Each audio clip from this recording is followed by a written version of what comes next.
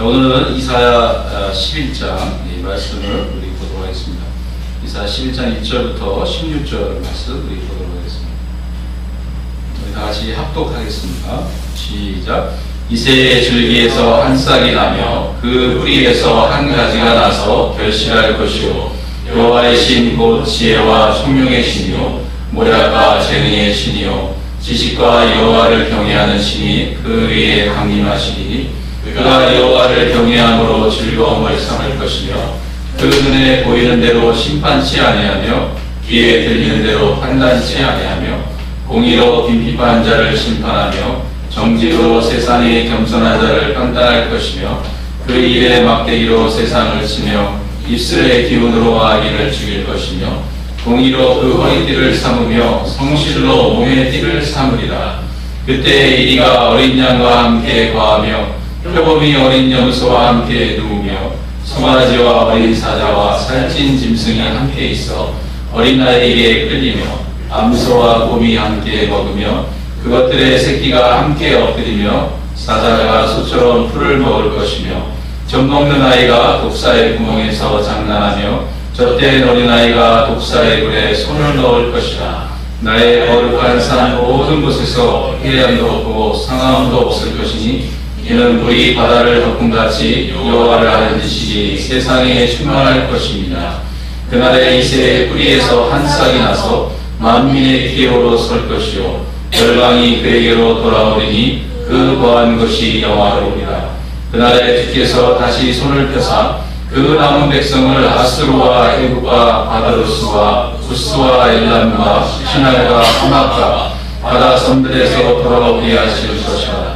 여호와께서 열방을 향하여 기호를 세우시고 이스라엘의 쫓긴 자를 모으시며 땅 사방에서 유다의 이산한 자를 모으시니 에브라임의 특일은 없어지고 유다를 괴롭게 하던 자는 끊어지며 에브라임은 유다를 특이하지 아니하며 유다는 에브라임을 괴롭게 하지 아니할 것이요 그들이 서로 블레셋 사람의 어깨에 날아앉고 함께 동방 백성을 노략하며 에돔과 모압의 손을 내며 암몬 자손을 자기에게 복종시키리라. 여호와께서 애굽 해골을 말리우시고 손을 유브라데 하수르에 흔들어 뜨거운 바람을 일으켜서 그 하수를 쳐서 7갈래로 나눠 신 신고 건너가게 하실 것이라. 그의 남은 백성을 위하여 하수르에서부터 돌아오는 대로가 있게 하시되 이스라엘이 애굽 땅에서 나오던 날과 같게 하시리라.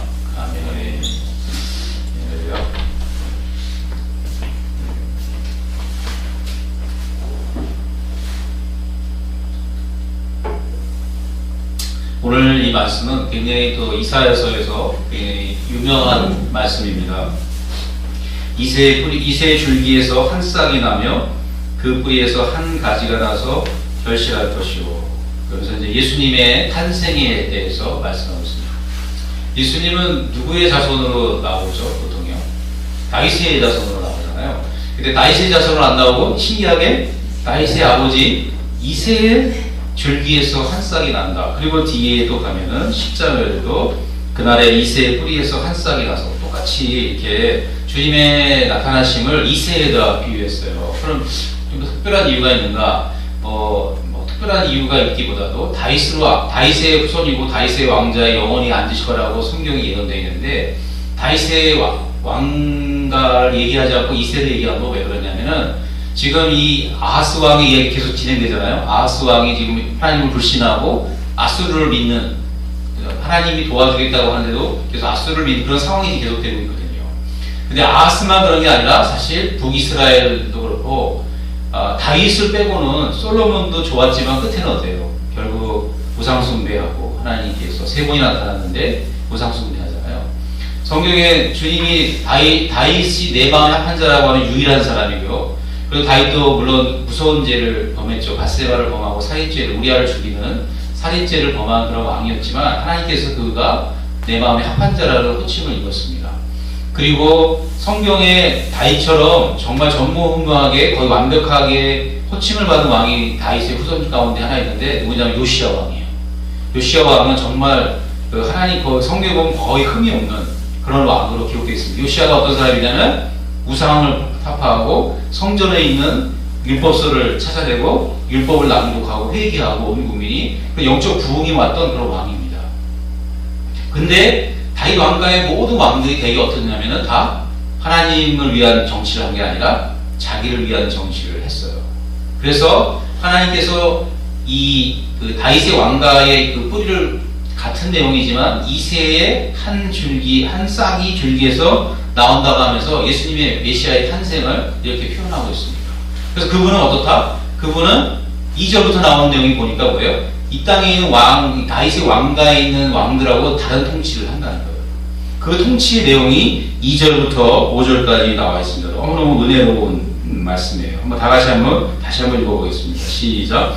여호와의 신, 곧 지혜와 총명의 신이요 모략과 재능의 신이요 지식과 여호와를 경외하는 신이 그 위에 강림하시리니 그가 여호와를 경외함으로 즐거움을 삼을 것이며 그 눈에 보이는 대로 심판치 아니하며 귀에 들린 대로 판단치 아니하며 공의로 비판한 자를 심판하며 정직으로 세상에 겸손한 자를 판단할 것이며 그 입의 막대기로 세상을 치며 입술의 기운으로 악인을 죽일 것이며 공의로 그 허리띠를 삼으며 성실로 몸의 띠를 삼으리라. 이게 바로 뭐예요? 메시아에 대한 예언입니다.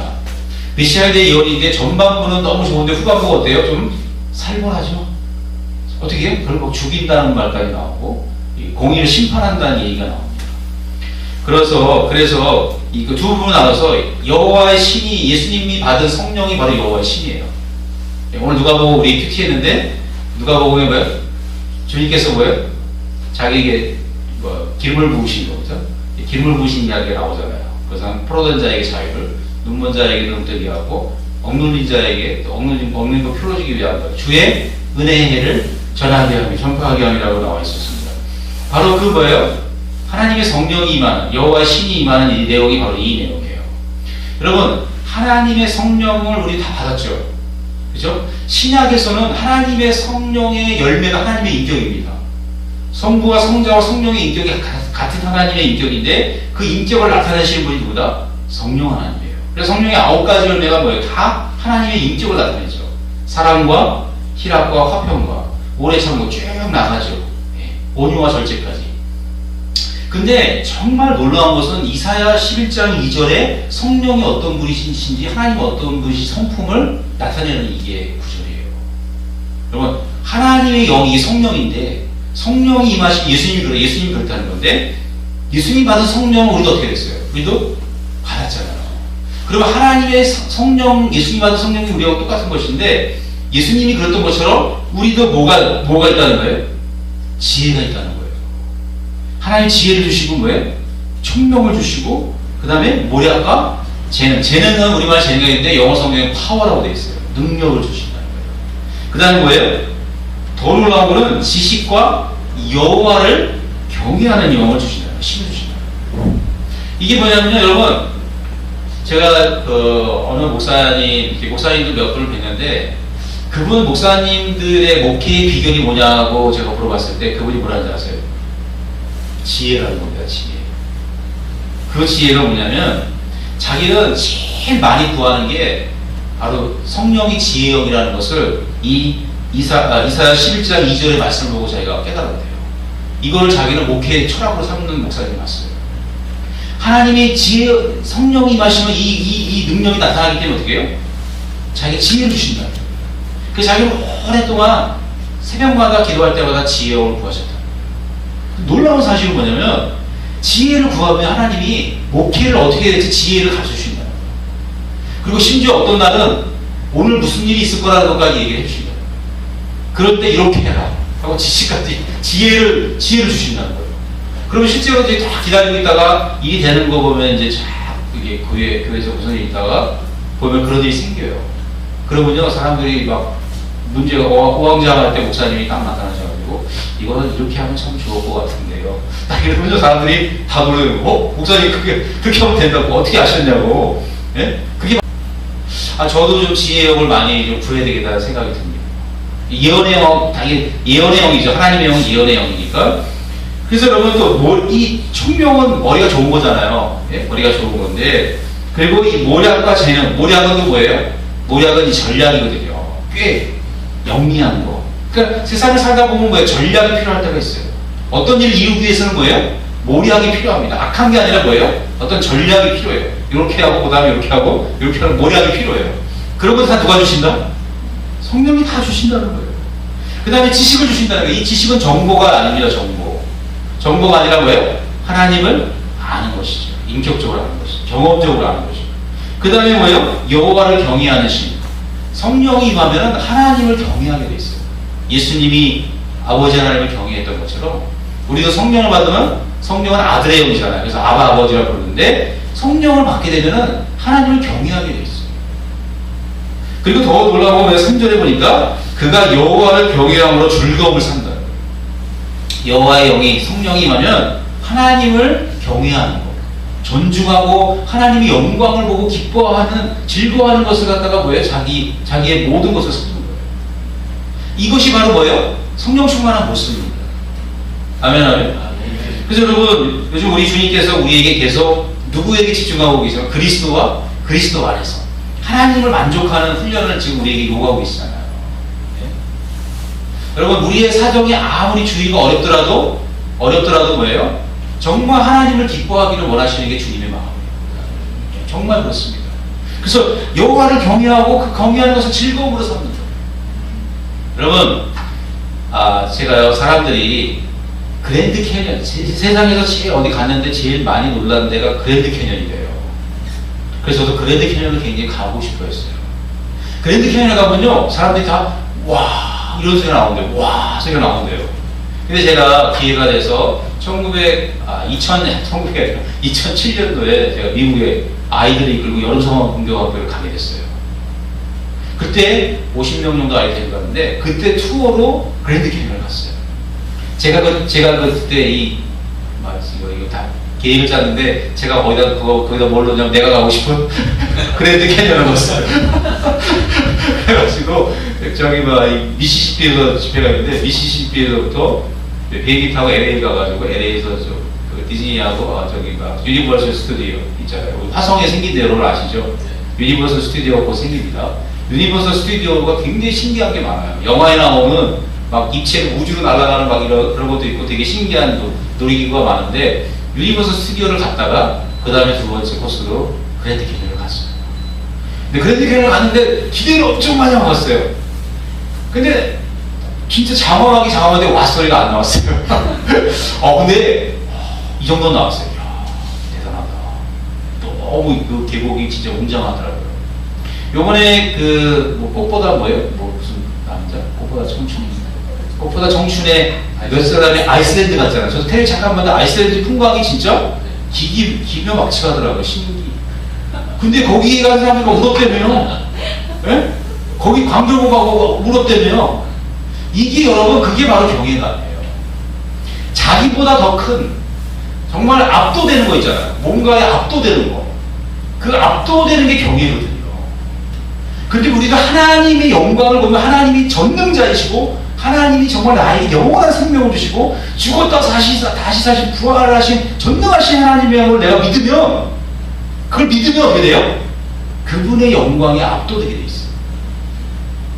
압도되게 돼 있어요. 그게 성령의 임재고 그것이 바로 하나님의 영광을 본 사람의 특징이에요. 아멘, 아멘. 여러분, 우리에게 그런 게 있어야 돼요. 그러기 위해서는 우리가 제일 먼저 이렇게 뭐예요? 내가 성령 받았다는 걸 믿어야 돼요. 주님이 나 성령 주셨다는 걸 믿어야 돼요. 내 안에 누가 계시다? 이 여호와의 신이 지혜와 총명과 모략과 재능, 그리고 뭐예요? 정말 여호와를 경외하는 지식의 신이 내게 있다는 걸 믿어야 돼요. 그리고 그분이 하시는 일이 뭐야? 여호와를 경외하게 만드는 신. 하나님의 영광을 보여주고 하나님 보고 와 하게 만들어주신 걸 누구다? 그게 여호와의 신, 성령이시다. 아멘, 아멘. 근데 그 출발점은 어디서 오다? 내 안에 그분이 계시다. 예수 믿고 내가 성령 받았다는 사실을 믿음으로부터 시작되는 거예요. 그리고 자꾸 말씀드리지만 나를 바라보지 않고 누굴 바라보는 거예요? 내가 성령 받았으면 내 안에 누구 안에 있는 거예요? 예수 그리스도 안에. 성령이 하시는 일을 나는 예수님과 연합시키는 거니까. 예수님과 한 몸이 된 거예요. 우리는. 그렇기 때문에 나는 나를 보면 아무것도 안 느껴지지만 뭐예요? 믿음의 눈은 뭐예요? 내가 주님 안에 있고 주님과 한 명 한 몸이 됐다는 걸 내가 마음으로 자꾸 신인하는 거예요. 그리고 나를 보지 않고 자꾸 누구를 바라보는 거예요? 내 안에 계신 예수님, 내 안에 계신 성령님 안에 예수님을 자꾸 바라보고 그분이 나를 어떻게 하신다? 나를 사랑하시고 전지전능한 그 능력을 나에게 오늘도 이 능력, 예수님에게 준 능력을 나에게 주시기를 원하신다는 것을 마음에 믿어야 돼요. 그리고 그런 걸 기대해야 돼요. 하나님 내게 지혜를 주시고 모략을 주시고 지식을 주시고 모든 능력을 주실 것을 내가 마음에 믿어야 돼요. 그것을 주시는 것이 받은 게 바로 은사예요, 여러분. 우리는 다 받을 수는 없죠. 네, 다 받을 수 없지만 주님께 구할 때 주님을 합하면 성령의 은사를 우리에게 주시는 거예요. 이런 것들 주시는 거예요. 아멘, 아멘. 얼마나 신납니까? 얼마나 신나요. 네? 그러니까 예수 믿는 것이 신나야 돼. 예수 믿는 것이 신나야지 성령 충만한 거예요. 어느 목사님 재미가 있어야 된다는데 예수 믿는 게 재미가 있어야 돼. 예수 믿는 게 재미가 없으면 뭐 예수님을 잘 못 믿는 거예요. 예수 믿는 게 제일 재미있어야 돼, 인생에서. 여러분, 예수 믿는 게 재미있으십니까? 네. 저는 재미있어지고 있어요. 정말 최근에 저희 가족에 무슨 일이 있었어요. 광야 같은, 제가 광야를 걸어가는 것 같았어요. 내가 아침에 기도하는데 주님께서 나에게 하박국서를 말씀을 다시 주시더라고요. 3장 17절. 비록 무화과 나무가 무성치 못하며 포도나무에 열매가 없으며 감람나무에 소출이 없으며 밭에 식물이 없으며 우리의 양이 없으며 외양간에 소가 없을지라도 나는 여호와로 인하여 즐거워하며 나의 구원의 하나님을 인하여 기뻐하리라. 정말 하나님은 없어도 몇 가지면 6가지는 없어요. 근데 내가 보니까 아주 그냥 완전히 망했더라고요. 밭에 식물이 없으면 먹을 것도 없는 거예요. 근데도 누구를 기뻐하는 거예요? 하나님을 기뻐하는 여호와. 내 기뻐하는 거예요? 나의 구원한, 나를 구원하신 분이기 때문에 마르지 않는 영원한 생명을 나에게 주셨기 때문에 지혜에서 나를 구원하시고 죄에서 사망에서 나를 구원하시고 사단에서 나를 구원하시고 사단의 권세인 지옥에서 나를 구원해 주신 그걸로 생각만 하면 뭐예요? 하나님의 영광이 안 보일 수가 없는 거예요. 감사하지 않을 수 없는 거예요. 예? 돈이 없어도 병들어도 아무것도 없어도 그걸 생각하면요, 나의 구원의 하나님, 나의 그 영원한 생명을 주신 하나님을 생각하면, 내게 성령을 주시고 내가 그리스도 안에 나를 두신 그 하나님의 영광을 생각하면요, 마음에 힘이 불끈불끈 솟아오르는 거예요. 그리고 하나님을 즐거워하는 힘이 막 내 안에서 막 어디에요? 막 솟아오르는 거예요. 그래서 주님 나에게 말씀하시는 거예요. 두려워 말라, 내가 너의 보호자입니다. 나를 믿어라, 내가 널 공급해 주겠다. 그래서 마음에 평화가 막 몰려오는 거야. 지금 평화가. 아, 주님이 함께 하시니까 평화가. 기도 응답이 평화잖아요. 네? 그래서 주님이 막 우리 역사를 하시더라고요. 그래서 내 안에 진짜 막 이제 실제로 내가 주님을 기뻐했는데 이제 뭐가 막 생기기 시작해요. 막 뭐 주님 막 뭐 주시는 게 막 사건이 생기더라고요. 그게 바로 하나님의 원리예요. 하나님이 원하시는 건 뭐냐면요, 없는 상황, 힘든 상황에서도 하나님을 기뻐하기를 원하십니다. 그 기뻐하는 일이 끝나면 어떻게 돼요? 하나님은 우리에게 주시는 거예요. 그 분량에 맞게 필요한 대로 주시는 것입니다. 채워주시는 것입니다. 아멘, 아멘. 아멘. 여러분, 우리에게 이런 능력이 있어야 되지 않겠어요? 이런 걸 좀 사모해야 되지 않겠어요? 이거보다 더 좋은 게 어디 있어요, 세상에? 가져와서 저한테 보여주세요. 제가 바꾸기에요. 여호와의 영광과. 이거보다 더 좋은 거 없어요. 4절에 보니까 그분이 예시아가 오시면 공의로 빈핍받은 자를 심판하며 정직으로 세상에 겸손한 자를 판단할 것이며 그 입에 막대기로 세상을 치며 입술의 기운으로 악인을 죽일 것이며 공의로 그 허리띠를 삼으며 성실로 몸에 띠를 삼으리라. 메시아가 오면 이런 일이 일어난다는 거예요. 근데 예수님이 오셨을 때 이런 일이 일어났어요? 안 일어났어요? 안 일어났어요. 메시아가 오면 이런 걸 기대한 거예요. 이 이사야가 말한 이 말씀 때문에 우리가 소위 말하는 예수님이 정치적 메시아를 기다린 거예요. 메시아가 오면은 이스라엘이 억압받거든요. 유다는 아직 망하지 않지만 이제 북왕국은 이제 망할 판이고, 이 억압받는 이 억압에서 구원할 것이고, 여기서 가난한 자, 핍박받는 자가 누군지 아세요? 이스라엘 사람들 자비라고 생각했어요. 이스라엘 민족이라고 생각했어요. 그럼 하나님이 가난한 이스라엘의 이 억압받는 아수르의 억압받는 이민족을 해방할 것을 기대한 거예요. 네. 마찬가지로 예수님이 오셨을 때 로마 제국의 핍박 아래 있었잖아요. 그러니까 이 이사야의 약속에 따라 메시아가 왔다는 메시아의 놀라운 능력을 행하는 그 일을 행했을 때 어떻게 해요? 사람들이 다 뭘 기대한 거예요? 이사야 11장 4절 5절 말씀이 이제 이루어지겠구나라고 기대한 거죠. 그래서 우리는요, 이스라엘이 정치적인 메시아를 기다렸다는 것에서 너무 나쁘게 생각할 필요가 없어요. 네? 그들이 그걸 기다린 거는요, 정말 이 말씀에 의지해서 문자적으로 이걸 해석했기 때문에 사실 믿음이 좋은 겁니다. 근데 그들이 몰랐던 사실이 뭐예요? 하나님의 나라는 이미 너에게 왔다. 귀신 쫓고 막 할 때 뭐예요? 하나님의 나라가 어디 왔는가? 너희 가운데 왔다. 우리 마음에 온 거예요. 근데 아직은 아니야. 이미, 그다음 아직은 아니야. 아직은. 그래서 나중에 주님이 재림하실 때 어떻게 돼요? 이런 일이 일어나는 거예요. 주님이 재림하실 때 완전히 세상에 불공평한 부자, 억울하게 가난한 자를 핍박하고 그래서 돈을 번 이런 부자들을 다 하나님 어떻게 해요? 치시고 그 입술을 어떻게 다 죽여버리시는 거예요. 그런 일은 마지막 때 일어나는 거예요. 근데 그 하나님 나라의 원리를 못 깨달았기 때문에 어떻게 해요? 이스라엘 백성이 계속 정치적 메시아를 기다리다가 예수님이 정치적 이 말씀에 안 맞으니까 어떻게 해요? 그냥 배척해버린 거예요. 그 배척의 역사가 오늘 큐티한 나사렛 동네부터 시작되잖아요. 고향에서부터. 그러면서 메시아가 오면 어떤 일이 일어날지에 대해서 계속 6절부터 말하고 있습니다. 여러분 이것도 유명한 말이죠. 이것도 참 복음성가에 나오죠. 어떻게 나오죠? 사막에 뭐예요? 사막에 샘이 넘쳐 흐르리라. 그 다음에 뭐예요? 뭐 어린아이 뭐라 그래요? 독사구래 어린아이. 왜 경로당이죠? 경로당이 돼버렸는데. 네? 이게 그렇게 된다는 거예요. 이런 일이 생긴다는 거예요.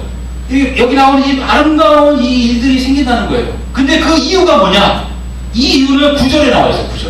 9절에 한번 읽어보겠습니다. 시작. 나의 거룩한 삶 모든 것에서 해됨도 없고 상함도 없을 것이니 이는 물이 바다를 덮음같이 여호와를 아는 지식이 세상에 충만할 것입니다. 이 보면 앞에는요 4짐승이 나와요. 아주 싸나운 짐승 누구예요? 사자, 표범, 그 다음에 또 누구예요? 이리, 그 다음에 곰이에요. 뒤에는 뭐가 나와요? 양, 어린 양, 어린 염소, 그 다음에 소, 네? 우리 어린아이, 이 아주 순진한 아이들이 나오는 거예요. 여러분 주님께서 이 말씀은 문자적으로 이루어질 겁니다. 주님의 때 일어날 거 문자적으로 이루어질 거예요. 그렇지만 이거는 메시아가 왔을 때 일어나는 현상을 보이지 않는 영적인 세계를 보인 것이기 때문에 이거는 우리 마음이 일어나는 것으로 볼 수 있어요. 약간 비유적인 해석이지만 예? 그거 영적인 해석이 여기 들어가야 돼요. 이건 뭘 말하냐면요, 주님이 와서 통치를 받으면 메시아의 통치를 받으면 사람들이 어떻게 되는 거예요? 공의와 하나님의 정직으로 다스릴 때 어떻게 해요? 모든 악이 사라진다. 모든 악이 사라지고 뭐만 남는다는 거예요? 부드러움과 선과 온유함만 남는다는 거예요. 그러니까 사람들이 사자 같고 이리 같고 막 곰 같고 표범 같고 사람들이 어떻게 해요? 예수님 만나면 통치를 받으면 어떻게 돼요? 여호와의 힘을 받으면 사람이 다 노골노골해진다는 거예요. 네?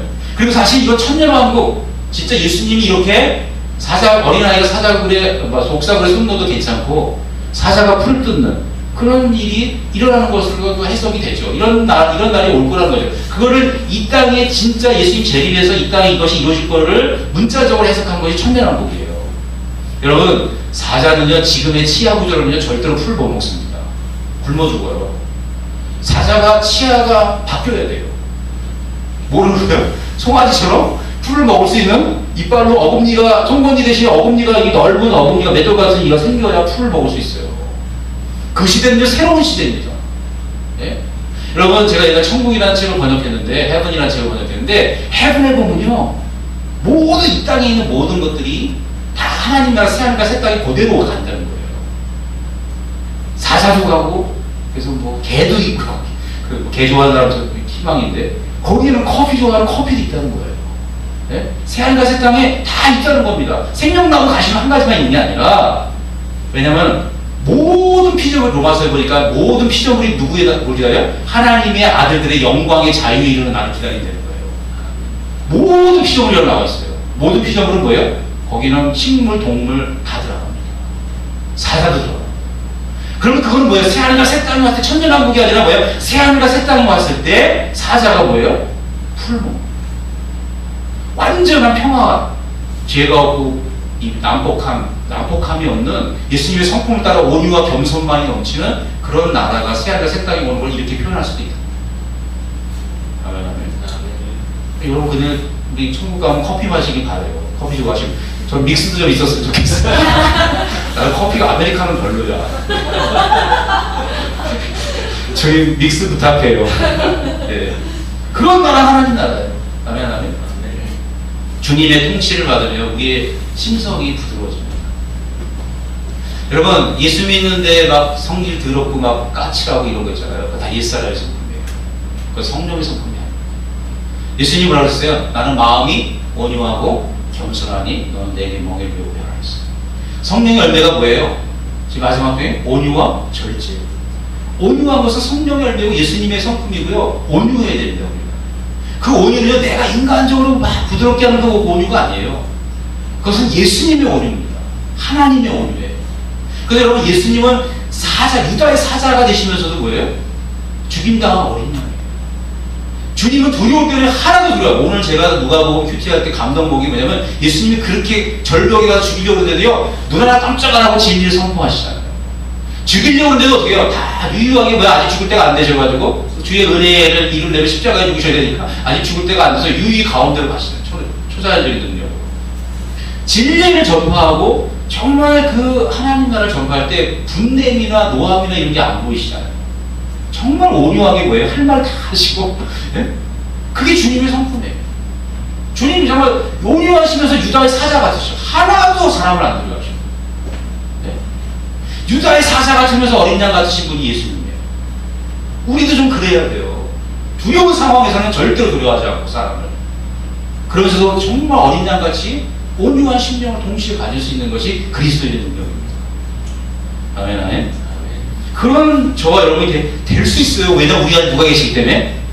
성령이 계시고 그리스도의 영이 계시기 때문에 가능하다 이겁니다. 우리 그런 삶을 꿈꿔야 돼요. 아멘, 아멘. 얼마나 놀라운 말씀인지 모르겠어요. 하나님의 통치, 하나님 나라의 통치가 있으면 공의로 통치를 받으러 있는 게 생겨요. 여러분이 그리스도의 통치를 받으면 이런 일이 생겨나는 것입니다. 사자 우리 같은 집이 양들같이 선하게 되는데 바뀌는 거예요. 교회도 바뀌고 다 바뀌는 거예요. 우리가 바뀌는 거예요. 마지막으로 이 주님이 마지막 날에 있을 일들을 10절부터 16절까지 이렇게 표현하고 있습니다. 그날에 이새의 뿌리에서 한 싹이 나서 만민의 기호로 설 것이요 열방이 그에게로 돌아오리니 그 거한 것이 영화로우리라 했어요. 여러분, 기호란 말은 숫자 기호가 아니라 이거는 깃발이라는 뜻입니다. 배너를 한 깃발. 예수님이 뭐예요? 만민의 기호가 되십니다. 예수님 어디 오셨어요? 예루살렘, 유다 땅에 오셨어요. 팔레스타인 땅에 오셨어요. 팔레스타인 땅이 딱 뽑히니까 뭐예요? 비유죠. 온 열방이 어떻게 해요? 다 누구를 향해 가는 거예요? 기호 대신 만민을 향해서 열방이 주님을 향해 가는 거예요. 이건 예수님의 초림을 말하는 거예요. 예수님의 초림 때 뭐예요? 온 열방이 다 오신 다음에 성령이 오신 아니게 뭐예요? 온 세계가 다 주님께로 돌아갔잖아요. 이 예언대로 돌아갔습니다. 그것이 우리도 돌아온 거예요. 여러분과 제가 지금 이사야 11장 10절에 들어가 있어요. 여기에 참여하고 있어요. 아멘, 아멘. 그 거하는 것이 영화롭다는 거예요. 그에게 돌아옵니다. 여러분, 그 거하는 것이 우리말 성경에는 약간 애매하게 되어 있는데 NIV 성경에 보면요, His place of rest, R-E-S-T. 거한다는 뜻보다는 안식한다는 뜻이에요. 주님이 계신 곳은 안식의 장소입니다. 주님의 있는 곳에 가야 그 깃발로 나타난 만민이 보고 누군지 갈 수 있는 깃발로 세워진 예수님에게 가야 그 아래에 안식이 있다는 거예요. 예수님이 진리잖아요. 예수님, 성경은 예수님 자체가 진리입니다. 예수님의 가난한 것이 진리가 아니라 예수님 자체가 진리예요. 예수님 자체가 진리고 그분 자체가 안식입니다. 그분 안에 들어가면 진리에 머물고 그날에 그 일이 일어난다는 거예요. 우리는 이미 그날에 이것이 이루어진 사람들이에요. 그때 우리는 우리 안에 예수님 안에 있으면 늘 뭐가 느껴져요? 안식과 평화가 느껴져요. 근데 우리가 두려워하는 이유는 뭐예요? 두려워하는 이유는요, 주님의 사랑을 이루지 못한 자에게 형벌이 있을까 두렵다고 요한이 말했는데, 주님이 날 사랑한다는 확신이 안 쓰면요, 두렵습니다. 주님이 나를 사랑한다는 확신이 있어요, 확신. 그 확신은요, 주님의 사랑을 믿어야 돼요. 성령이 온 걸 믿은 것처럼 주님이 나를 사랑하신다는 것을 마음에 믿어야 돼요. 그걸 믿지 않으면요, 정말 안식하기 어렵습니다. 그걸 사랑하는 걸 주님 믿고 주님을 의지하는, 주님이 나의 정말 절대적인 보호자가 되신다는 거. 여러분, 지난주에 설교도 했지만, 하나님의 아들을 믿는다는 것은요, 하나님이 전능자이심을 믿는 거예요. 그분이 하나님이시라는 걸 믿는 거예요. 예수님 생각할 때 여러분, 십자가에 달리신 예수님 생각해야 되지만, 인간 예수님 생각해야 되지만, 우리가 더 많이 생각해야 될 것도 뭐예요? 부활하신 예수님이에요.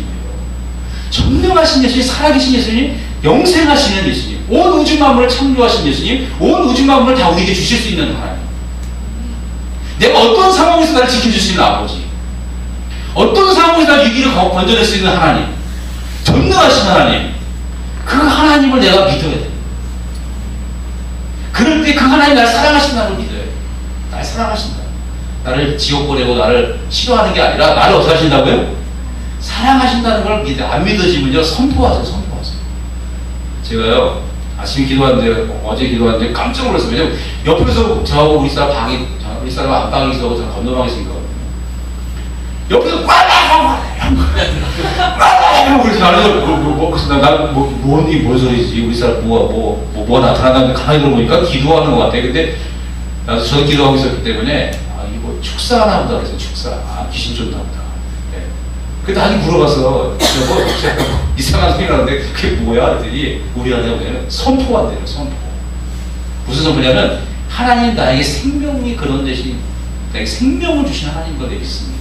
생명을 선포했다니까, 생명의 주님인 거를. 나는 그 영생을 주고 기뻐합니다. 막 선포했다는 거예요.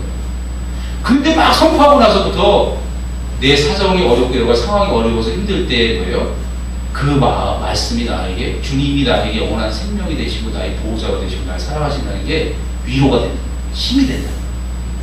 마음이 덜 우울하다는 거예요. 덜 우울한 정도가 아니라 뭐예요? 이제는 막 즐거워서 막 춤을 추고 다니처럼 그런 정도로 우리 신앙이 돼야 돼요. 왜냐하면 NCD에 여러분 영감 있는 예배, 그 다음에 열정적인 영성이잖아요. 열정적인 영성의 특징이 뭡니까? 열정적인 영성의 특징은 기쁨에 넘치는 거예요. 예배도 예배가 너무 즐거운 거예요. 우리 예배는 2016년도의 목표는요, 우리가 예배가 이제 즐거워야 돼요. 근데 우리는 아직 예배가 즐겁지 않아요. 제가 볼 때. 저부터도 안 즐거워. 우리 저는 그래요. 안 즐거워. 좋긴 좋은데 막 즐겁지 않아. 예배가 막 주님의 임재가 있고 막 기름 부음 있고 막 주님의 사랑이 느껴지고 막 이런 거 있잖아요. 그게 안 돼요. 네? 그 왜 안 되느냐? 여러 가지 이유가 있죠. 예배에 집중하지 않았어. 오늘 제가 NCD 어떻게 자꾸 NCD 연결되는데, NCD 본부에 있는 목사님이 저에게 오셨어요. 제가 책을 좀 주문했거든요.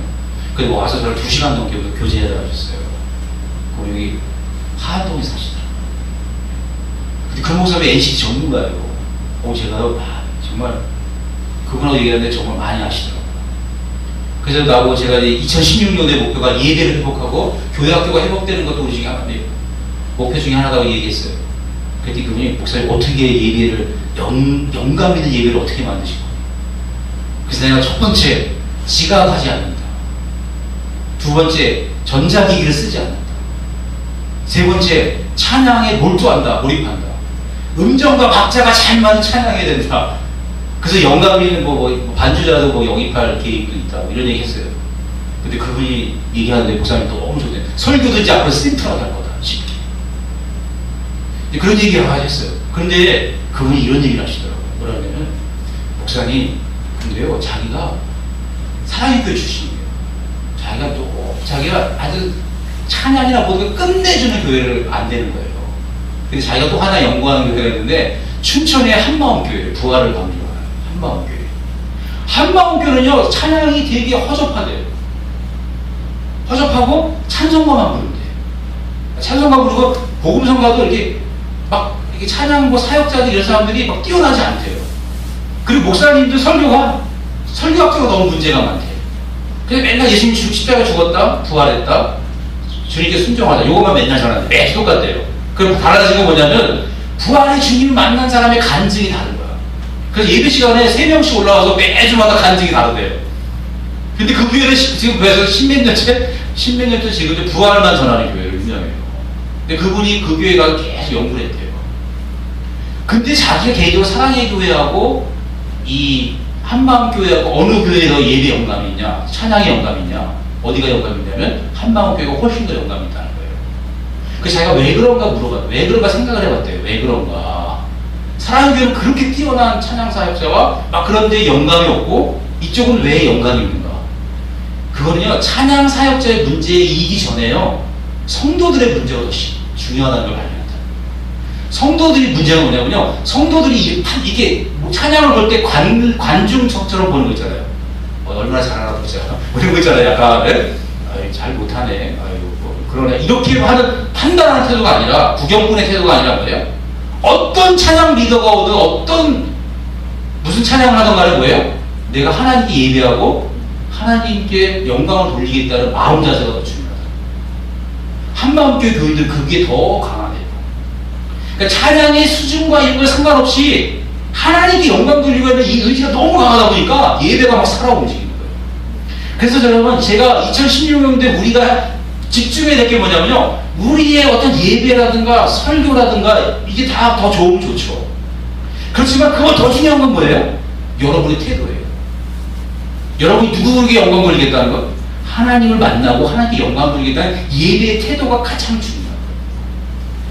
그런 열망과 갈망이 있을 때에 성령의 기름이 온다는 겁니다. 하나님을 갈망할 때 열정적인 예배자가 되고 구도자가 되고, 우리 가운데 그런 기쁨이 있어야 돼요. 우리 가운데 정말 기쁨이 있어야 돼요. 2016년에 우리의 정말 하나님 우리의 구해야 될 거는요, 기쁨이 있는 신앙이 돼요.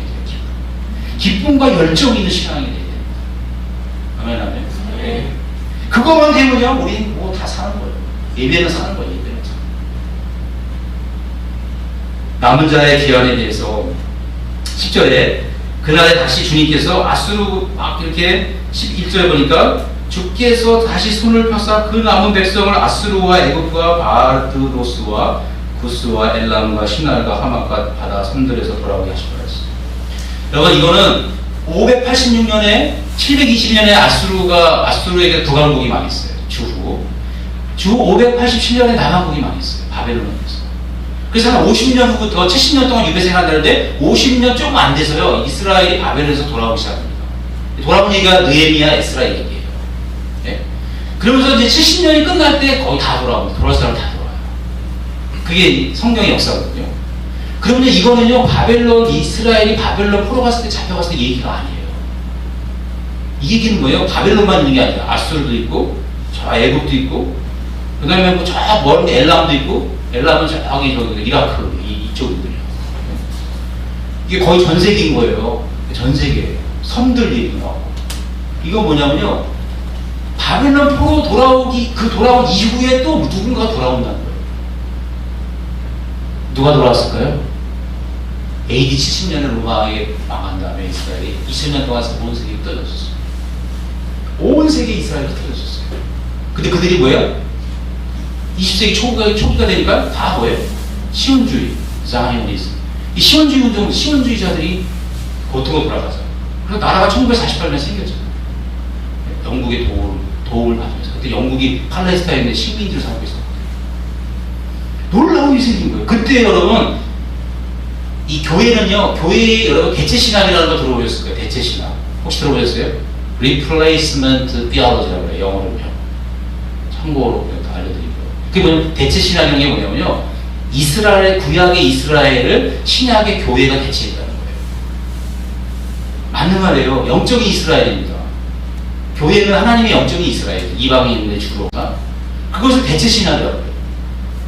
근데 그래서 뭐예요? 사실 구약에 나오는 모든 언약이 이스라엘의 백성이 여기 교회 이야기를 해석할 수 있어요. 대체신학적 관점에서. 틀리지 않습니다. 저도 그렇게 봐요. 그렇지만 로마서 9장에 보면 9장부터 쭉 보면 바울이 뭐랬어요? 이스라엘 백성이 나중에 이방인의 충만한 수가 다 차면 어떻게 돼요? 구원받은 사람이 다 차면 하나님이 이스라엘을 다 회개하는 운동이 일어날 거라고 바울이 얘기합니다. 하나님은 은사와 부르심에는 후회함이 없기 때문에 이스라엘을 버리지 않는다는 거예요. 이 정치적, 이 아브라함의 이 육신의 후손들. 이 사람이 돌아올 거를 예언했어요. 그렇기 때문에 여러분, 구약 성경을 해석할 때는 영적으로 교회라고 해석해도 되지만, 그것도 배제할 수 없지만, 문자적인 해석도 배제할 수 없어요. 이걸 문자적으로 해석하면은 1948년 생길 때 지금 돌아온 그것이 이루어진 것입니다. 아멘, 아멘. 또 어떤 신학은요, 성교단체가 신학은 우리 뭐 경험한 자매님도 있는데, 또 대체 신학을 너무 무시해. 그리고서 이스라엘도 너무 강조해. 이스라엘을 너무 강조해가지고 그냥 다 문자 그대로 또 이렇게 해석을 하려고 해요. 예? 균형이 필요하다고 생각합니다. 예. 그 필요하다는 게 아니라 너무 또 교회를 무시하는, 교회를 대신한 면도 있거든요. 하나님께서. 하나님의 관심은 이스라엘 마지막 때 있고, 정치적 이스라엘이 있고, 항상 교회에 있어요. 아멘, 아멘. 그래서 하나님의 돌아와 백성이 다시 돌아올 거를 말하고 있어요. 그리고 16절 마지막에 보면 그의 남아있는 백성을 위하여 아수르로부터 돌아온 대로가 있게 하시되 이스라엘의 애굽 땅에서 나오던 날과 같게 하시니 그랬어요. 이들이 돌아오면 에브라임과 유다가 지금 막 싸웠잖아요. 적대관계로. 근데 안 싸우는 거예요. 하나가 돼서 에돔과 암몬과 모압을 친다는 얘기가 나옵니다. 근데 지금 뭐 에돔, 암몬, 모압 다 사라졌거든요. 그러니까 이 예언이 사실 어디에 해당되는지는 난해 부족해요. 그래서 이거를 약간 영적으로 보면은 이게 뭐냐면 예수님이 오셔가지고 사마리아 여인, 수가성 여인 얘기도 나오고 빌립과 또 요한과 베드로가 내려가서 또 빌립이 사마리아에 복음을 전하잖아요. 그럴 때 거기 사도들이 내려가서 안수했을 때 성령이 임하잖아요. 그래서 사마리아 사람과 유대 예루살렘이 어떻게 해요? 하나가, 예수님 와서 하나가 된 역사가 예수님 오신 이후에 사도행전에 기록되어 있습니다. 사실 그거로 보면 이 예언이 이루어진 거예요. 성취된. 에브라임이 바로 사마리아를 말하는 거고. 그런 면에서는 이게 이루어진 것입니다. 그래서 이거를 저는 하나님의 나라의 관점에서 볼 때 하나님 나라를 이렇게 아까 뭐 대체주의 신학은 아니지만 교회와 하나님 나라의 관점에서 보면은 그리스도의 통치가 이루어지면 이렇게 어린 양과 사자가 함께 돌고 이런 화해와 그 다음에 또 만국의 기호로 세우신 예수님 초림 때 그거로 인해서 또 성령과 사도행전 사마리아와 에브라임과 유다가 또 화합하고 이런 모든 것들이 메시아가 오므로서 일어난 그런 모든 것들을 설명하는 것이라는 것을 볼 수 있습니다. 아멘, 아멘. 그래서 제가 오늘 여러분과 나를 적용을 한다면 아까 말씀드린 것처럼 여호와의 신이 우리에게 왔다는 거 이걸 정말 믿어야 된다. 그리고 그분의 정말 메시아의 통치가 내 안에서 오늘도 이루어지고 있다. 그래서 그분의 통치를 받으면 어떻게 된다는 거예요? 이게 사자가 어린 양이 부드러워지는 온유와 겸손의 역사가 일어나고 하나가 된 역사가 일어나고 그 이유는 9절에 나오죠. 하나님을 아는 지식이 여호와를 아는 지식이 온 바다를 물이 바다를 덮은 것 같이 세상에 충만하기 때문에 이게 가능하다는 거죠. 오늘날도 우리 주신 성령을 통해서 주님을 알면은 이런 일이 우리 교회와 우리 가정, 우리 이웃에 또 온 세계에 향해서 이런 일이 생길 거라는 거죠. 마지막에는 당연히 이렇게 될 거고요. 아멘, 아멘. 그리고 남은 자들이 이 돌아오는 모습, 돌아와서 화해하는 모습. 여러분 아수르부터 이스라엘 백성이 돌아오는데 예루살렘까지 대로가 있었어요. 애굽에 나올 때 갔다는데 여러분 애굽에서 이스라엘 갈 때 대로가 없었어요. 이 대로라는 건 하이웨이를 말해요. 고속도로. 그런 거 없었어요. 지금도 뭐예요? 없어요. 대로가 없어요. 대로가. 근데 이스라엘가 대로란 말이어서 처음부터 쓰기 시작하고 앞으로 자주 나옵니다. 이건 사실 영적인 거죠. 하나님의 예수님 만나러 가는 길이 바로 영적인 길이 하이웨이라는 거죠. 그게 대로라는 거죠. 우리 인생의 대로는 바로 뭐예요? 출애굽 때처럼 이 세상에서 뭐예요? 또 우리가 여기 이게 출애굽의 모습을 다시 이제 표현한 건데 세상에서 누구를 향해 갈 때? 주님을 향해 갈 때 그것이 대로라는 거예요. 다른 길은 없습니다. 아멘, 아멘. 네. 여러분 제가 성도들을 좀 많이 위로하고 싶어요. 제가 기도하면서 우리 성도들을 좀 위로하고 싶은 마음이 많더라고요.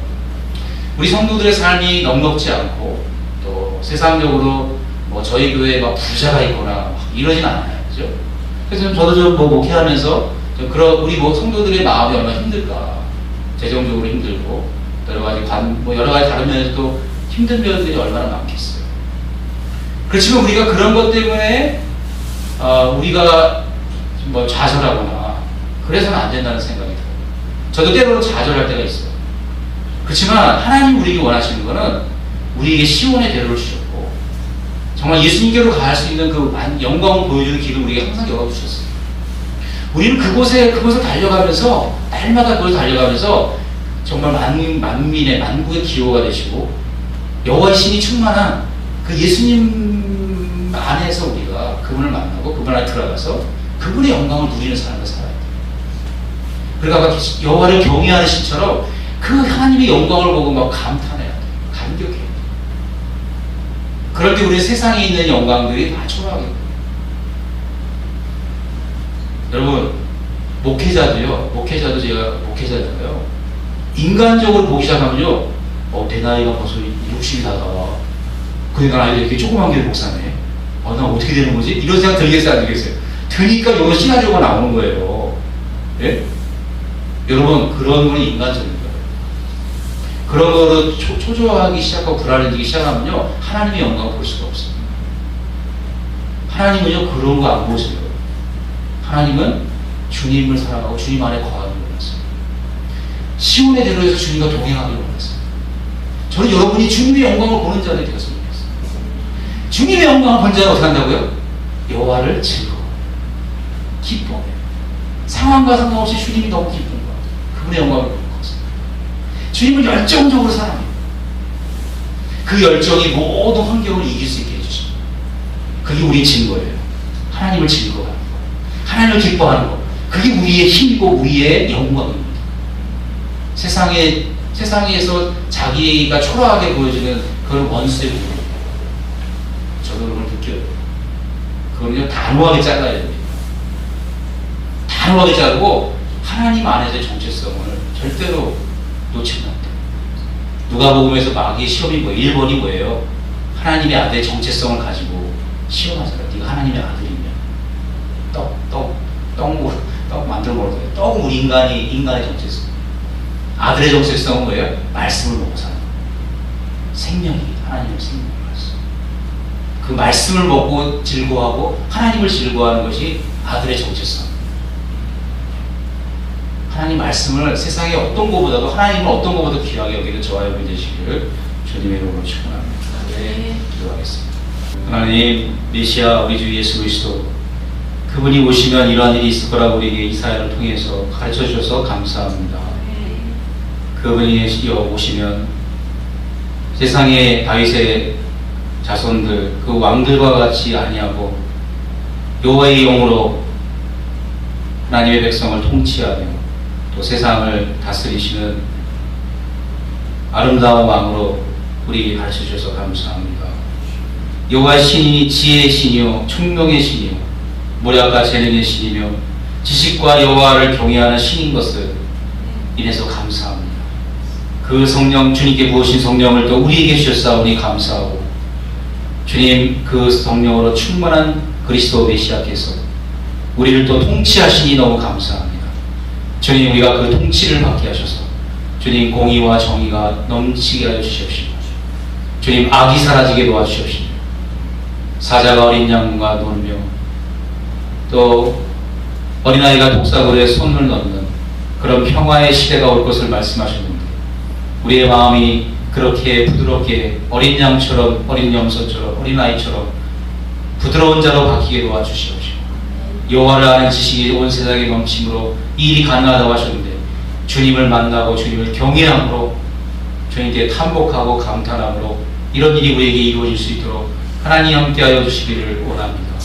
주님, 만국의 기호로서 깃발로서 오신 주님, 모든 사람이 날마다 눈을 들면 언제든지 볼 수 있고, 주님을 향한 그 대로가 아수르로부터 예루살렘 유다까지 주님 그 대로를 만드셨다고 말씀하셨는데, 하나님 날마다 그 깃발 대신 우리 주님을 향하여 달려가는 우리의 삶이 될 수 있도록 주님 주님 축복하여 주시기를 원합니다. 주님 우리의 삶에 기쁨이 있기를 원합니다. 우리가 환경을 바라보지 않고 열정적으로 주님을 사랑하며 뜨겁게 주님을 사랑하는 저희의 삶이 되게 하여 주시옵소서. 주님 참을 하박국의 고백처럼 어떠한 상황에서도 나는 여호와 안에 내가 즐거워하며 나의 구원의 하나님을 기뻐하리라고 고백한 것처럼 그런 고백이 우리의 고백이 되게 하시고 그리하 오늘 하나님 영광 받아주시옵시고 우리의 모든 필요와 또 주님 우리의 또 있어야 될 것을 공급하시는 하나님의 공급함을 넉넉히 경험하는 우리의 삶이 될 수 있도록 주님 또한 함께하여 주시기를 원합니다. 이제는 우리 주 예수 그리스도의 은혜와 하나님 아버지의 사랑과 성령의 교통하심이 오늘 메시아에게 임하신 여호와의 신을 받고 주님의 통치를 받으며 또 주님처럼 지혜와 모략을 따라 주님이 주신 지혜를 따라 세상을 이기고 또 나를 이기고 주님께 영광 돌리기를 원하는 사랑하는 주님의 자녀들 머리 위에 지금부터 영원까지 함께 하옵시길 간절히 축원하옵나이다.